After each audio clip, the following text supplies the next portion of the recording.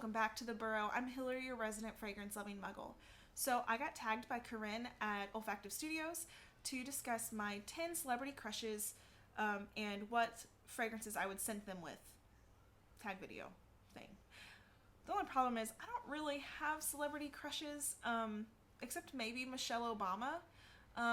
And we already know that she wears Creed's Aqua Fiorentina and Creed Love and White. Beautiful fragrances, both, by the way.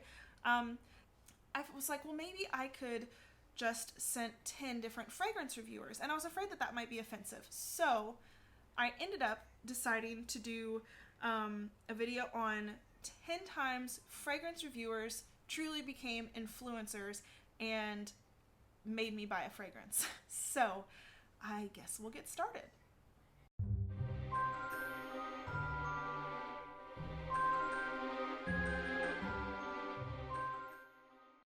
Okay, so first up we have Demi Rawling's. Now, I am not typically a blind buyer, just because as a single mom, I typically try to, stay as responsible as possible, and I just don't want to spend a ton of money on a fragrance I'm not going to like, especially knowing that there could be an emergency come up with my kiddo or something like that. So I typically order samples. So Demi talked about how her soul fragrance is Armani Privé's Rouge Malachite. So I ordered a sample of it because she gushed over it. And to be honest, it is a really beautiful fragrance. However, it is definitely not my kind of tuberose fragrance. However, she also talked about Parfums de Marly de Lena. And, well, I blind bought it because I was bad. But when you talk about rhubarb, I am one of those people. I'm from the country. I mean, a strawberry rhubarb pie basically is what, it's what I grew up on, and it's what gave me this figure that I have. So I was like, I'm gonna try it. And gosh darn it, I love this fragrance. This is a beautiful rose, lychee, rhubarb fragrance, some vanilla. Absolutely beautiful. In the summer, this fragrance really shines because the rose is amplified like 5,000 times. I absolutely love Delina by Parfums de Marly. So next we have Stefan from the channel Redolessence.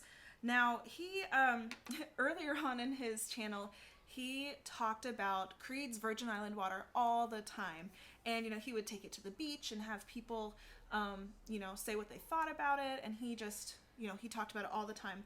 And, I smelled it a few times at the store and I was like, yeah, this is fine. I'm just not sure. And, well, eventually I just freaking bought it because he talked about it all the time. This is a beautiful coconut and lime fragrance. Those are the main things you get in this. Absolutely beautiful. I don't know what it was about it. It was just like, I liked the fragrance at the store, but it was his enthusiasm towards it that really was kind of just like, just fuck it, I'm gonna get it. So that's Creed's Virgin Island water. So Stephen has also talked very enthusiastically about a fragrance called Acqua Decima by Eau d'Italie. I am certain I completely butchered those names. However, I actually have ordered a sample of that, and it is still inbound because he just obviously completely loves it. And I've heard that it's similar to Gershoff's Renaissance, so I just really need to get my nose on it. And I just feel like anytime somebody is that excited about something, you might as well give it a try. I mean, what's the worst that could happen? That you waste $3 on a sample? It's fine. Okay, so next I have Daver from Fragrance Bros. Now, I love watching his videos. He is painfully blunt sometimes. And he was talking about a fragrance, and he was talking about how it was everything that he thought that L'air du Desert Moroccan by Andy Tower should have been. And for me personally, I had tried L'air du Desert Moroccan because people have talked about how it is a masterpiece of a fragrance, and I just didn't like it. It is a beautiful fragrance, but it's just not for me. And so when he said that, I was like, okay, well, I want to know what fragrance is what you thought L'air du Desert Moroccan should have been. So that was Atelier des Ors Larmes du Désert.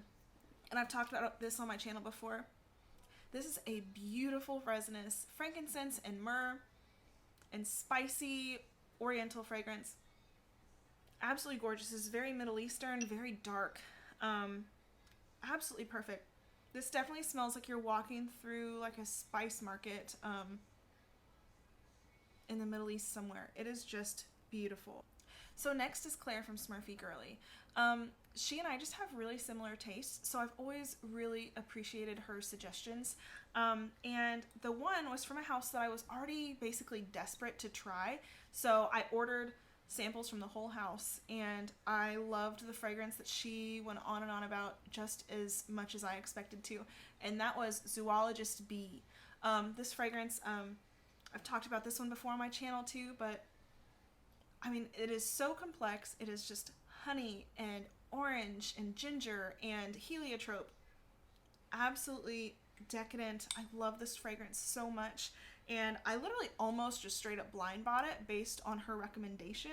I mean, I'm glad I did it because it's really expensive for a blind buy, but I ordered the sample set anyways because after she went on and on about it, I was like, just stop waiting to try these fragrances. Go ahead and do it. Spend the money. And yeah, I don't regret that at all. The other fragrance was from Elie Saab, which is really cool because a lot of these fragrances are perfumed by Francis Kurkdjian, who's my favorite perfumer. And so this one is Essence No. 1 Rose. Now, I literally could only get a tiny little thing because this is discontinued. And in America, to get a full bottle of this was like so many monies. But this is just a beautiful, you can see how dark that juice is. It's just a beautiful, dark, sweet rose fragrance. I'm afraid to use too much of it because this is all I have. But yeah, I'm really glad for her suggestion, and I'm glad that I picked up this tiny little thing and I can have it just for funsies or whenever the need arises. Okay, so next we have Mark from Robes 08. So I had heard of Robes 08. I had seen people mention it before in the Facebook groups, but he never really came across my feed very often, so I hadn't really watched any of his videos, I don't think. And then I was looking for an alternative to Millesime Imperial by Creed because it just doesn't really work on my skin. So I saw people say that some people said they preferred Arolfa to Millesime Imperial, so I was like, well, I'll try it, but there was nowhere in my vicinity to try Arolfa. The closest place that had Creed fragrances does not carry it. So it would have had to be a blind buy because at the time I didn't know where to find samples. And so I started looking for reviews online and there just weren't very many. And I saw Robes 08 come across. So I clicked on it, and I have never been more prepared for a blind buy in my life. Like, that was the most thorough review I have ever heard in my life. And then I paused the video and it wasn't even halfway over. Like, I have never experienced a review like that. So gosh darn it, I blind bought Arolfa. Now luckily I got it for like $88 or something like that. Because it was like on the discounter plus an extra % off thing. Amazing. I love this fragrance. This is just it's kind of like a cantaloupe and like sea salt. It's just a salty cantaloupe-y fragrance, and the dry down is so sea salty and fresh. It's just really fun.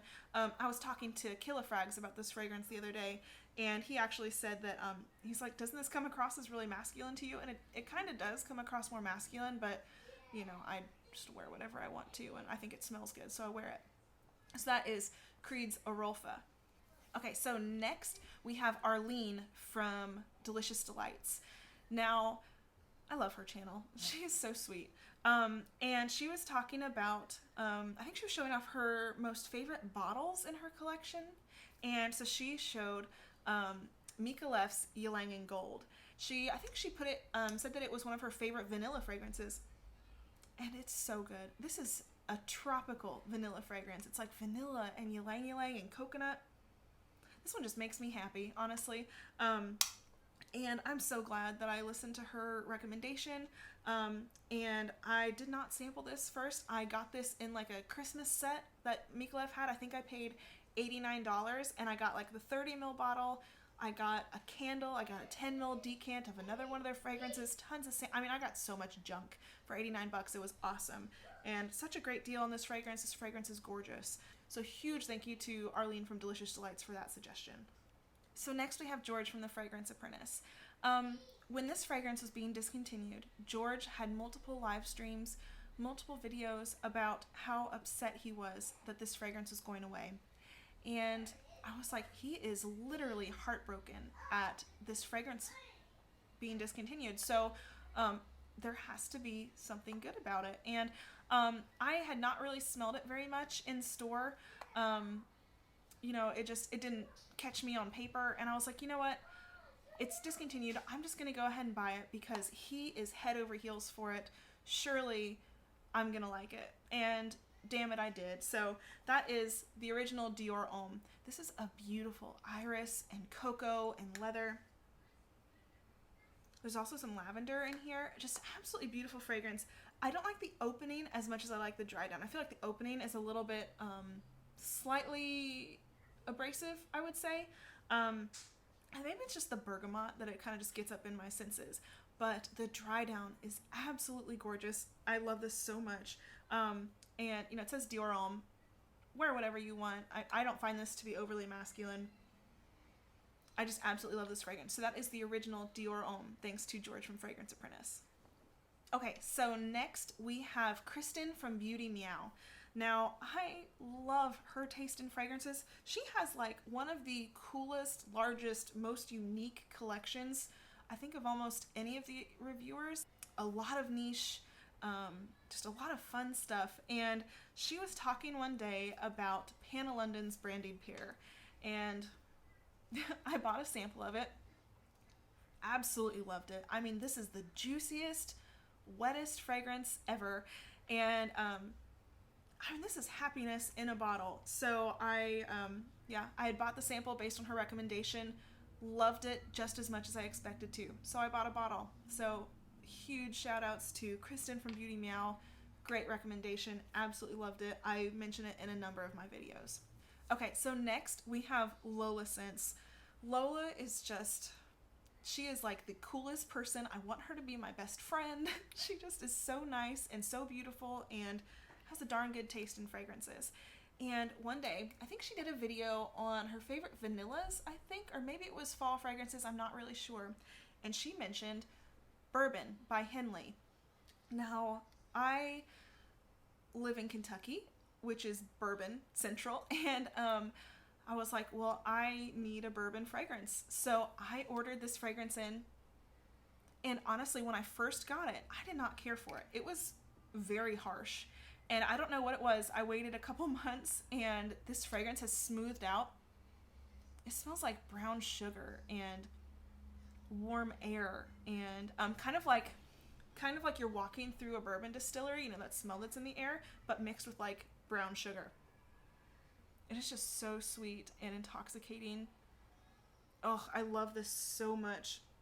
This is a beautiful, deep, almost like resinous vanilla fragrance. So that is Bourbon by Henley. Definitely want to get your nose on it. I'm so glad that she introduced me to this house because I was able to try other samples from them, and I love almost everything. They have this really, really green one called Moan.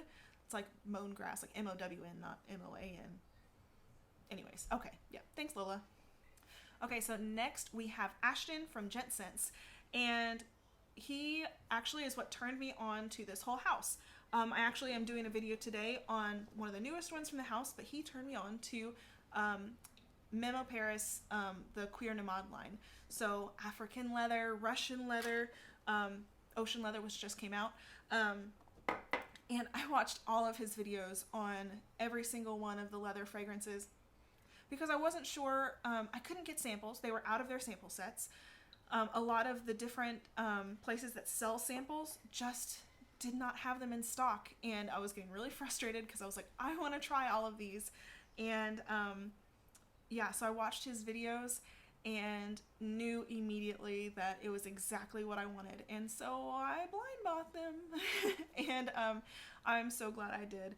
Like I said, I have African and Russian. I now have ocean, and I have decants of Italian and Irish and plan to get bottles of those soon. So many of them are so good. And so yeah, basically he made me spend a ridiculous amount of money, and I don't regret it. So that was Ashton. Okay, so next we have Sebastian from Looking, Feeling, Smelling Great, and he turned me on to one of my favorite spring and summer fragrances, and that is Nikolai Fig Tea. So I blind bought this.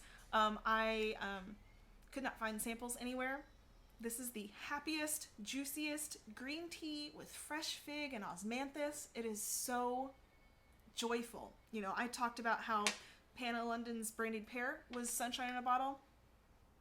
This is relaxation on your back porch with a cool breeze, drinking a glass of something delicious. Absolutely love this fragrance. Longevity is shit. It's fine. But the fragrance itself is so good. And that is Fig Tea by Nikolai. And I'm so glad that Sebastian turned me onto that one. So next is Eva from Fragrance Test Tube. So I was all up in her DMs, like I do.